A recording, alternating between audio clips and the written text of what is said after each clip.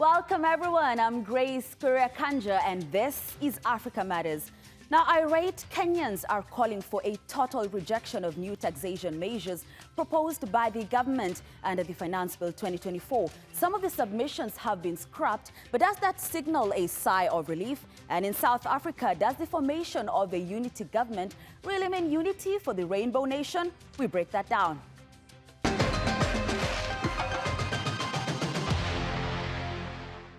There have been protests across Kenya in response to a looming finance bill.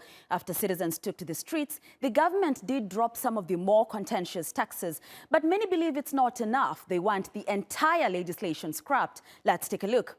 Now, proposed taxes on cooking oil, motor vehicles, mobile money services, and locally manufactured products like sanitary towels and diapers have been scrapped. Young people, Gen Zs if you like, were at the forefront of the protests. Opposition leader Raila Odinga, who has always been the one calling for demos, was not present. The protest started online under the hashtag Occupy Parliament and spilled out onto the streets. I just want to say that the power is with us, with the young people. We'll take over and we'll conquer. Power to the people. We are letting the parliament know, the government know what they're doing with this bill is wrong and it's not benefiting us as the common mwananchi. It's only going to benefit them. Now, the fate of the 2024 finance bill should be known by June 30th. If passed, it will be implemented from the 1st of July. But is the scrapping of some of the taxes really a relief for Kenya? Let's listen to what the country's president, William Ruto, said on May 17th in regards to Kenya's tax to GDP ratio. Possibly this year we will be at 16% from 14%. I want in my term, God willing, to leave it at between 20 and 22%. Let's get more on this now with Agnes Gitau. She is a partner GBS Africa, where she provides economic risk intelligence for businesses with an interest in East Africa. She joins us from London. Welcome, Agnes. It's great to have you on the show. Thank you. Great. What does the removal of some of these key tax proposals mean for Kenyans? Is the government listening? Well, it seems like they are listening, and the removal of the tax is actually a sign that young Kenyans have a voice.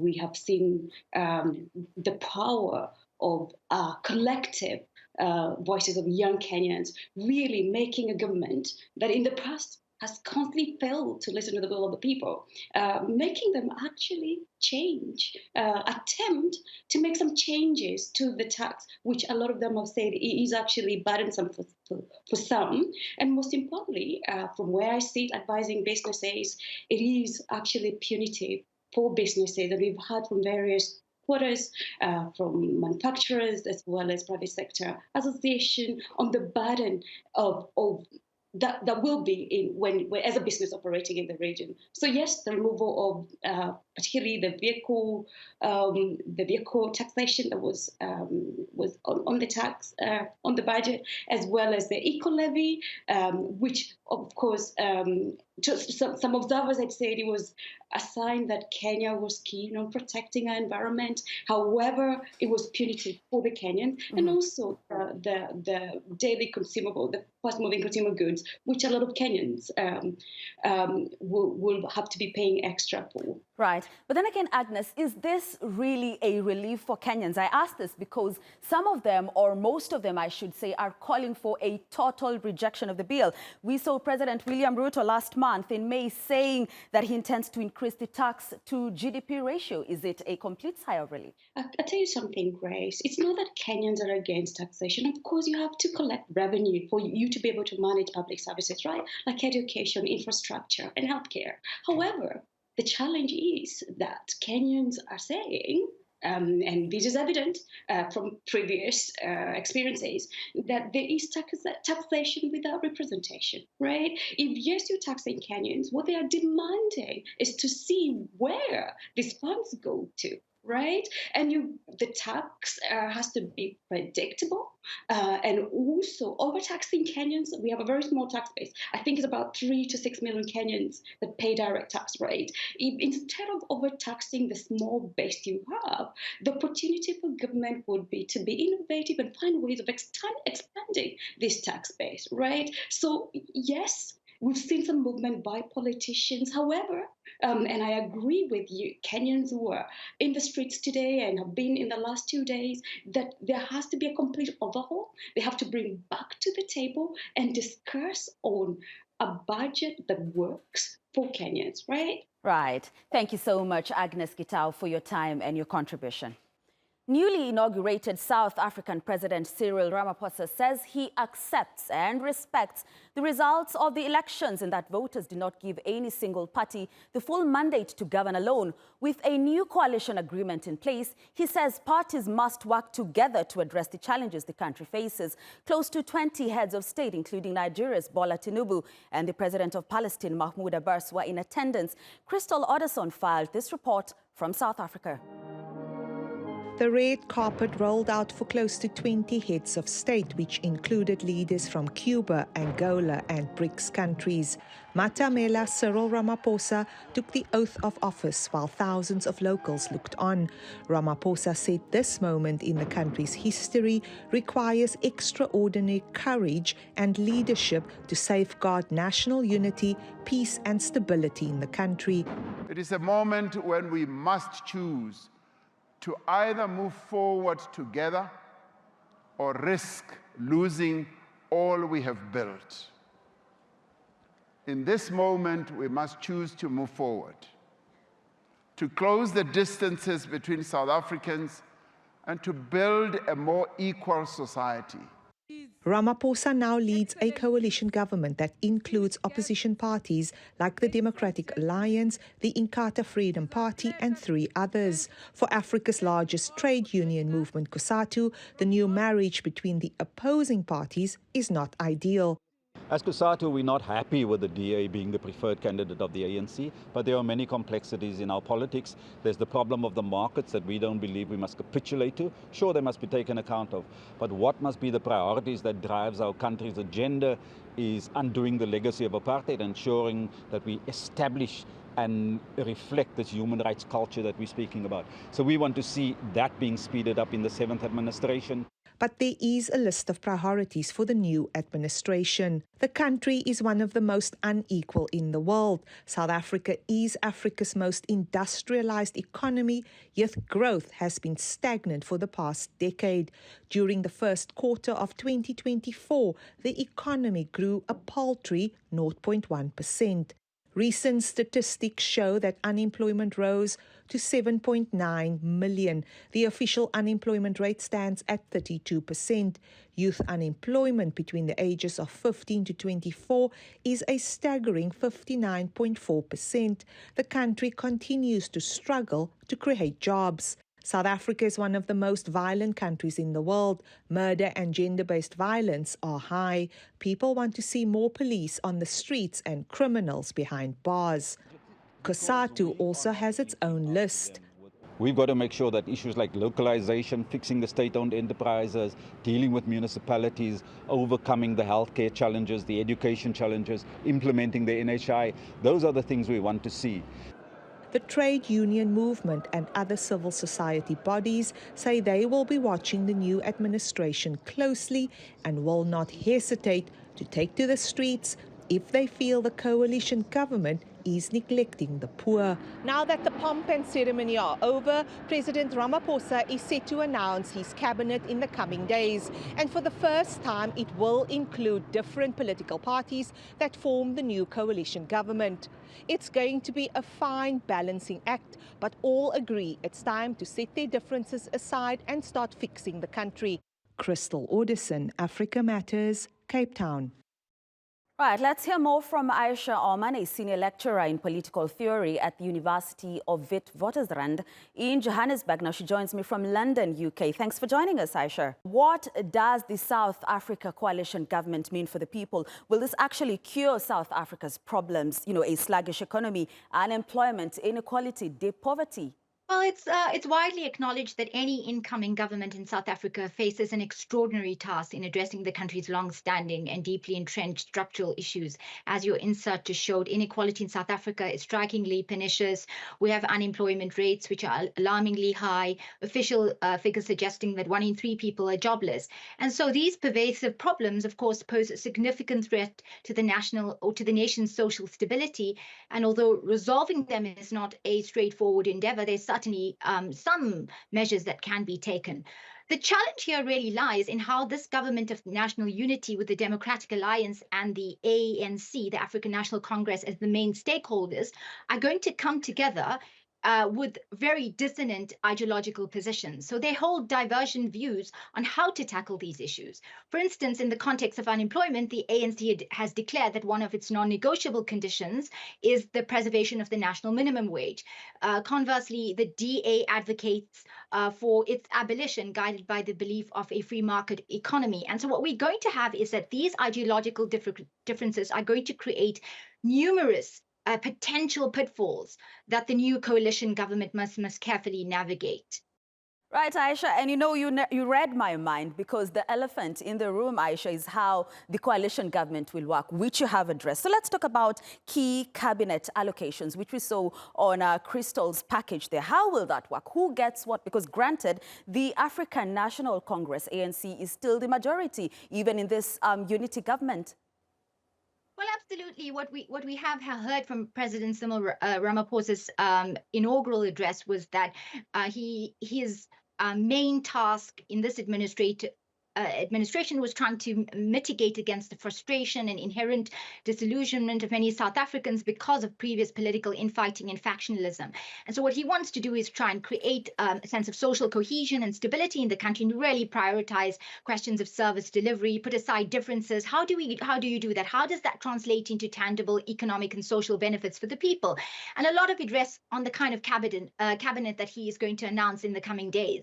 It remains to be seen how those allocations are going to take place, but we do have some kind of indication based on what was announced at the provincial level in KZN, with certain key portfolios like public works and finance being allocated to the Democratic Alliance, with other portfolios like education and healthcare being given to the ANC. Whether this is going to happen at the national level really remains to be seen, because again, the key question is, how do you navigate those differences, and how will President Ramaphosa allocate a cabinet that is going to prioritize the ANC's specific kind of agenda for a national democratic revolution, which is couched in social justice. Right. Thank you so much, Aisha Armstrong, for your time and your contribution. We have more stories coming up for you here on Africa Matters, including... Many people struggle to make life meaningful after they've become refugees. I am Darren Alan Cheyune at a talent search and competition in northwestern Uganda, which seeks to give refugees positivity.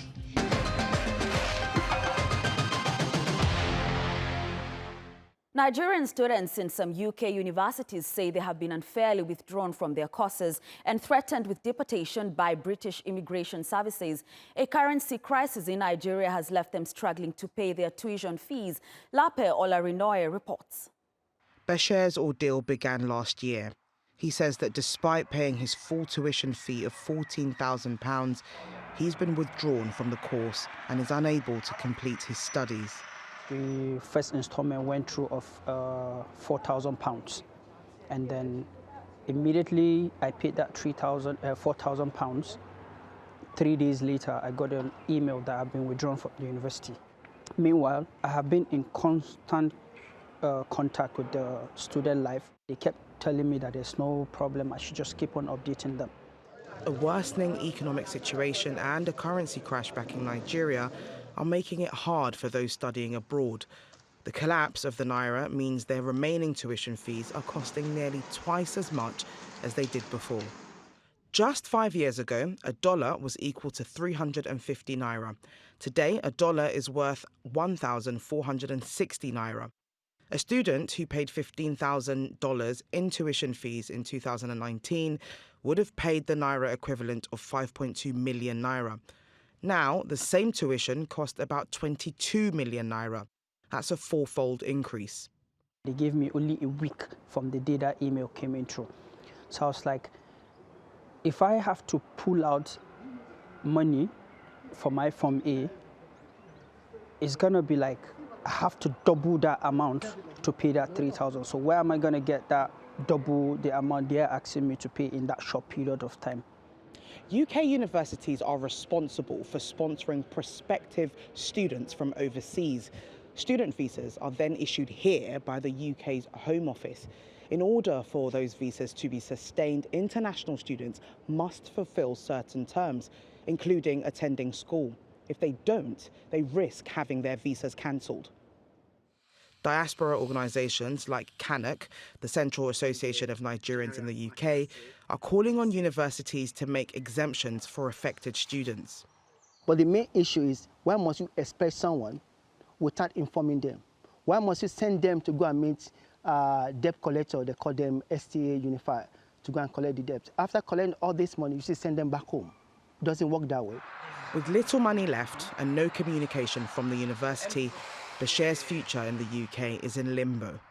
When asked, Teesside University said, "We are working with a small group who do need to return to their home country and are opening an international relief fund for this group only to offer additional financial support for these unexpected travel costs."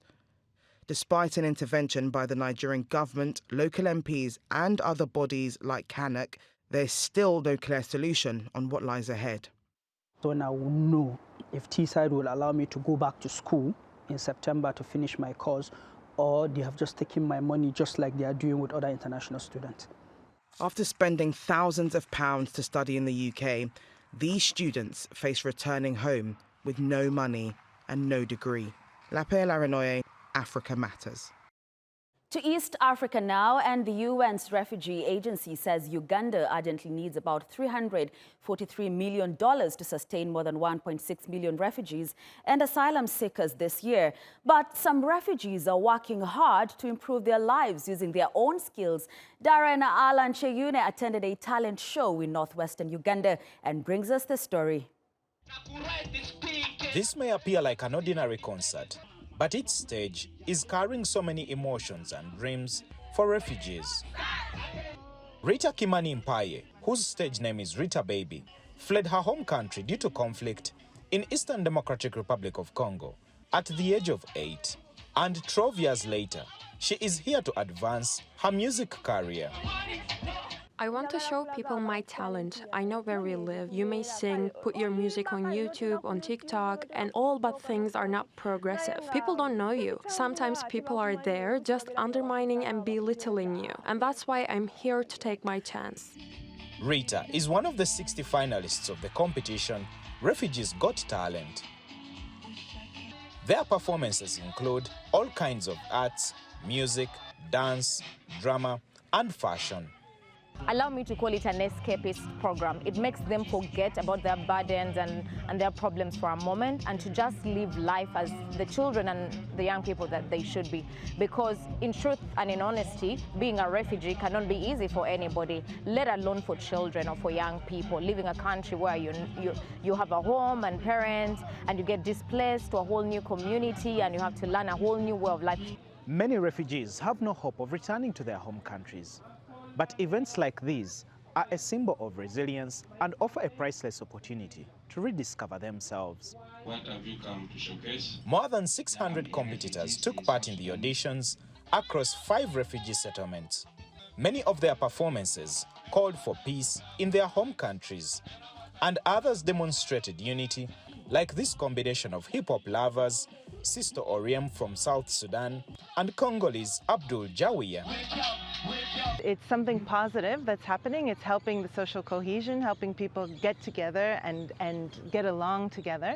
And we hope that that will also have positive effects in the future, because we know sometimes there can be problems that happen, disagreements, and we hope that people will see each other as humans, as you're a person and I'm a person.